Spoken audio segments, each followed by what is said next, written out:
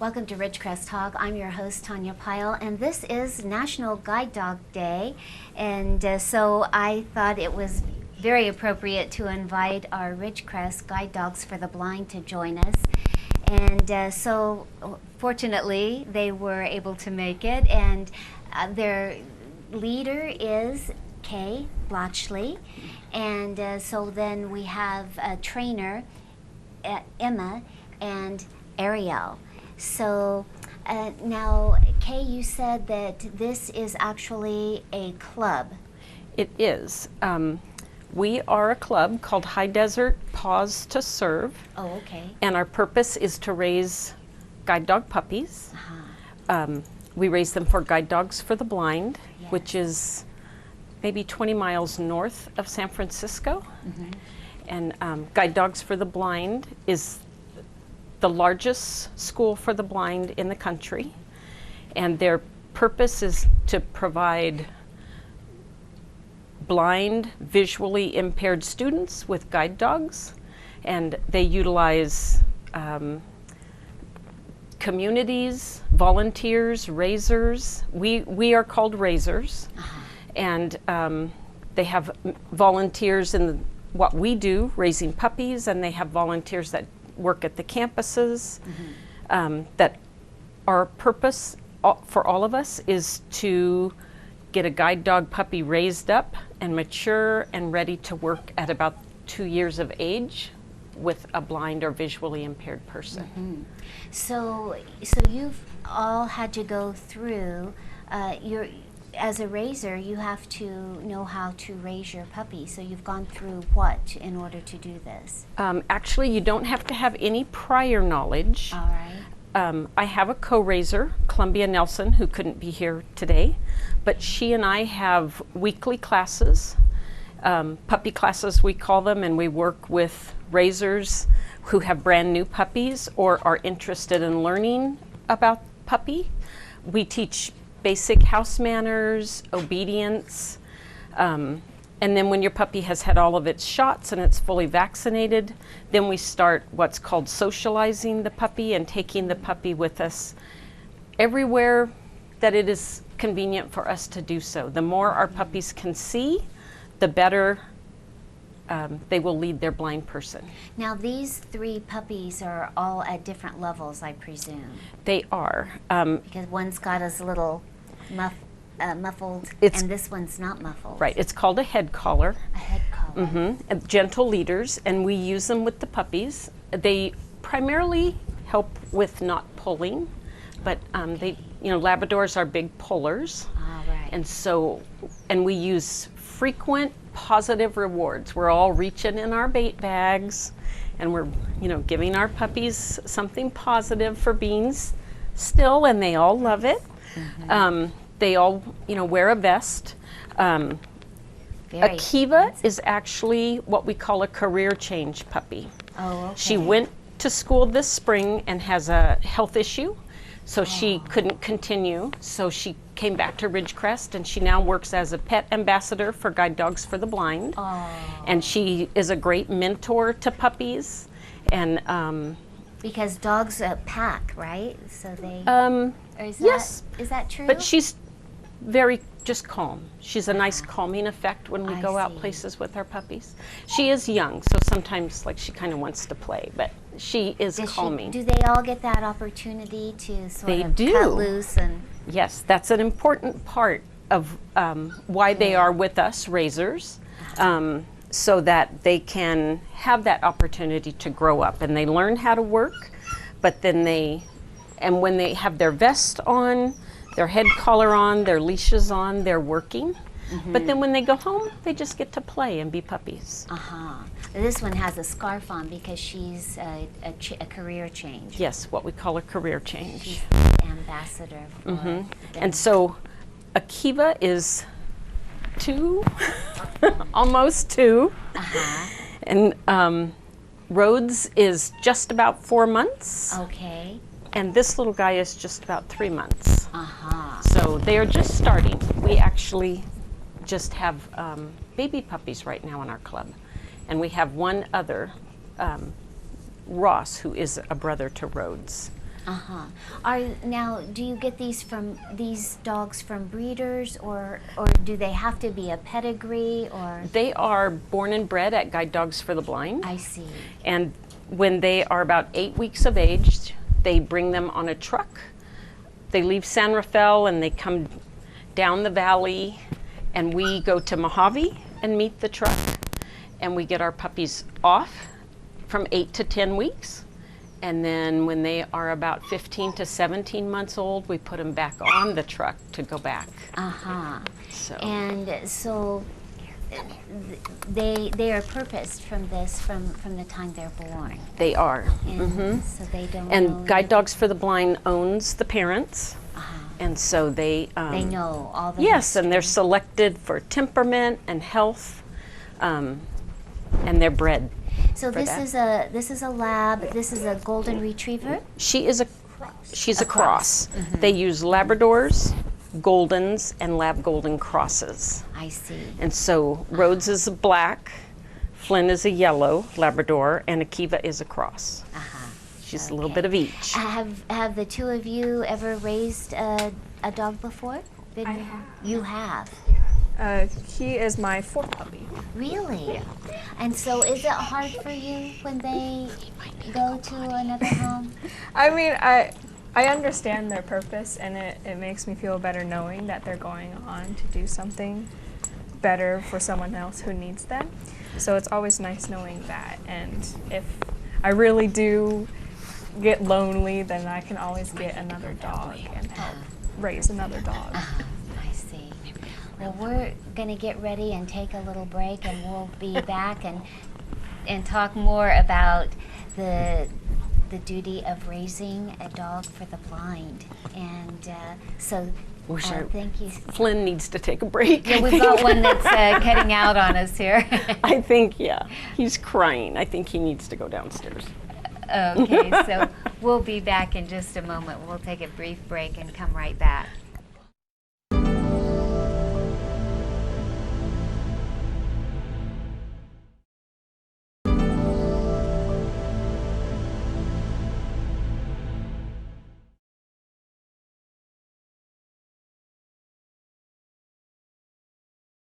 All right, we're back with the Ridgecrest Talk, and our raisers, our guide dogs for the blind for Ridgecrest, the club, who are raising puppies for a special purpose. And Emma, have you raised a puppy before? No, I'm a puppy sitter. You're a puppy sitter. Yeah, Ariel raised Akiva too, so. Now she's our dog, so she's an ambassador. Are you two related? No. So when you say she's our dog, what does that mean? My Aunt Claire, we got her together, so. She's your dog, and she will have the distinction of being a guide dog for the blind ambassador. Very nice, very nice. So you won't ever have to give her up. Okay, well that's nice. So, and then how long have you been this group leader, Kay? I moved to Ridgecrest in 1993, and I became the leader right away. There was a man who had done it here for many years. We know Guide Dogs for the Blind was founded in 1942 for the purpose of supplying veterans returning from World War II that were blinded or visually impaired in the war with a guide dog. And we know for many years, even I would say early 50s, there have been puppies raised in Ridgecrest. And when I moved here with my kids, the man who had been doing it was ready to retire from the guide dog puppy raising business. And so I took it on, and at that time it was a 4-H project. And so just children who were in 4-H raised guide dog puppies. Oh. And then through the years, What a nice project. It is still a 4-H project. It can be a Boy Scout project. It is ideal for homeschoolers. Ariel took Akiva to school last year to burros, but now also adults can raise. And so we have 16 raisers here in Ridgecrest. We have 4 puppies, counting Akiva, and we have a couple of other career change dogs. We Now I understand it's kind of stressful on a dog to be a guide dog, and that sometimes they actually their life extension isn't maybe as long. Is that true? Or what do you know about that? I don't really know. Okay. We use guide dogs has started using a lot of very positive, reinforcing teaching techniques with the puppies.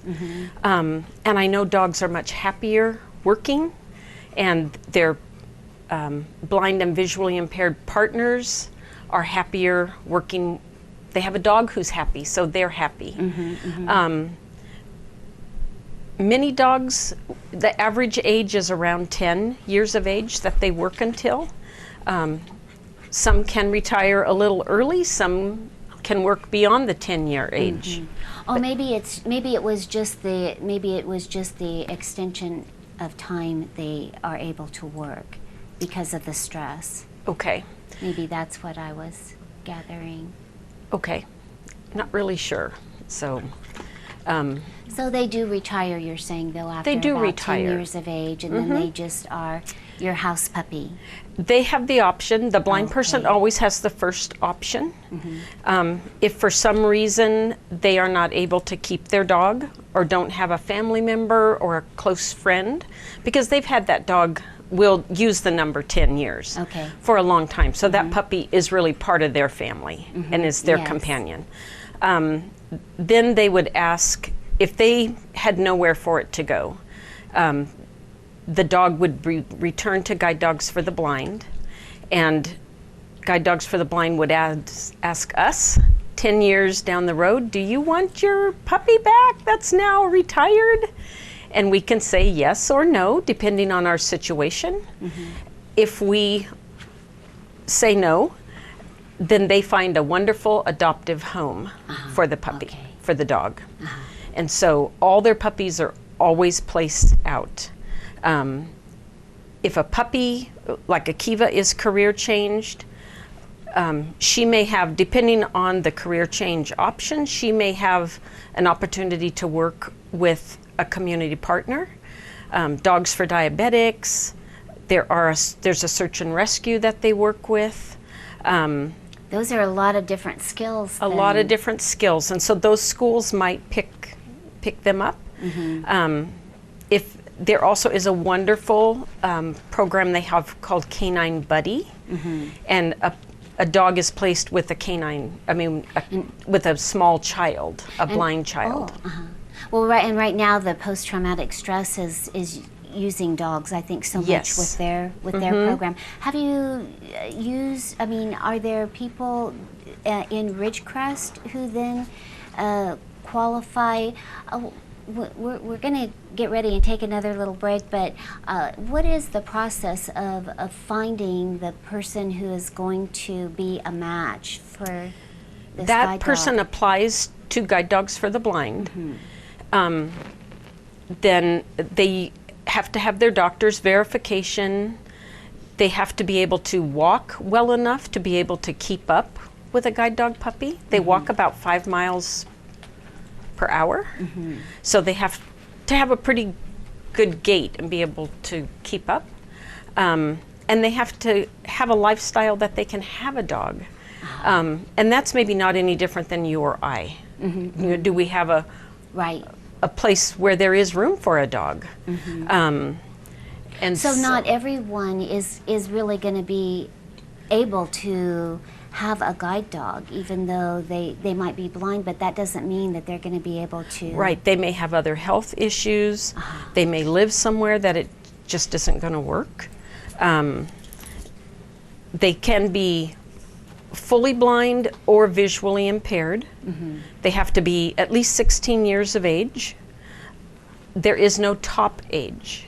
So as long as you are in good health, but an older adult, you could still make a match with a guide dog puppy.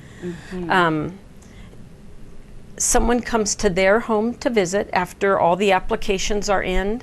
They send someone out and they actually interview the blind person, take you on a simulated walk, how it would be to hold harness with a puppy, with a dog. By that time it's a dog, a guide dog.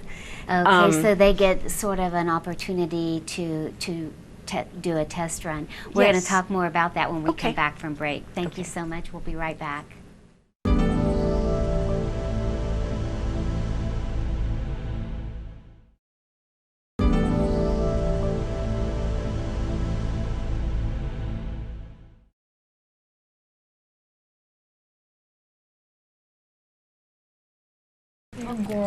Welcome back to Ridgecrest Talk with our guests from Guide Dogs of the Blind Club, Ridgecrest Club, and our lovable puppies here with all their special purposes. Now, Ariel, you said you took Akiva when you raised her to Burroughs High did. School with you. How was that? That must have been fun. I started off with taking her only during my first 2 periods, but I was in the same classroom, so it was 2 hours. It was really calm. I didn't move anywhere, and so it was a really nice environment for her to get her started into going into a school.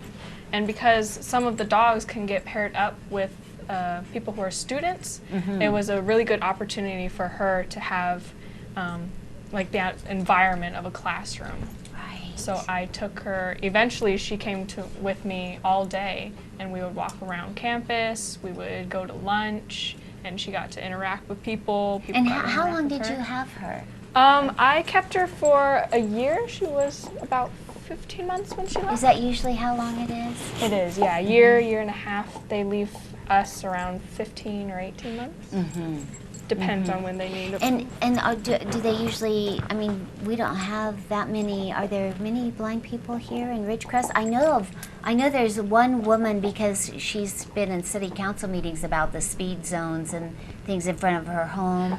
So I We know have there's one lady who uses a guide dog here in Ridgecrest. Okay, So we just have one working dog right now.